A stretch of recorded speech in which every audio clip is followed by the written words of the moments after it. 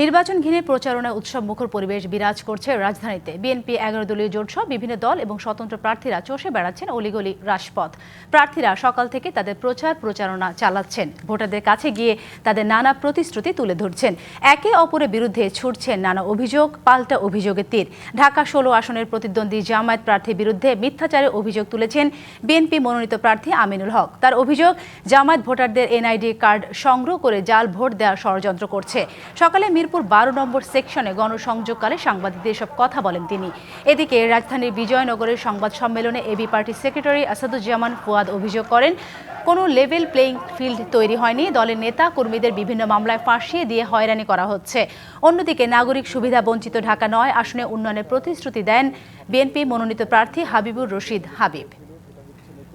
একটি দল জামাত, তারা ক্ষমতার মোহে পড়ে, ক্ষমতার লোভে তারা যেভাবে মানুষের ঘরে ঘরে গিয়ে বিকাশের নাম্বার নিচ্ছে, ঘরে ঘরে টাকা দেওয়ার চেষ্টা করছে, পাশাপাশি তারা এনআইডি কার্ড নিচ্ছে। যারা আমাদের নারীদেরকে নিয়ে কুরুচিপূর্ণ মন্তব্য করে, তাদের কাছে দেশ এবং আমার এই দেশের মানুষ কখনোই নিরাপদ মনে করি না।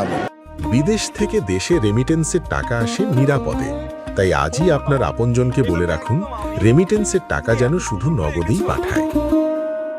আমরা চাই সবাই নিরাপদে ভোট দেবেন, সবাই যার পক্ষে ভোট দেন, বিপক্ষে ভোট দেন, পক্ষে বক্তব্য দেন, বিপক্ষে বক্তব্য দেন। এটাই তো গণতন্ত্র, এটাই তো 24, এবং এটাই তো গত 16-17 বছরে আমরা লেসন নিয়েছি যে জোর করে মতামত চাপিয়ে দেওয়া যায় না, জোর করে মানুষের মন হৃদয় জয় করা যায় না। এটা একমাত্র উপায় হচ্ছে আমার পলিসি দিয়ে, আমার বক্তব্য দিয়ে তাদেরকে জয় করতে হবে।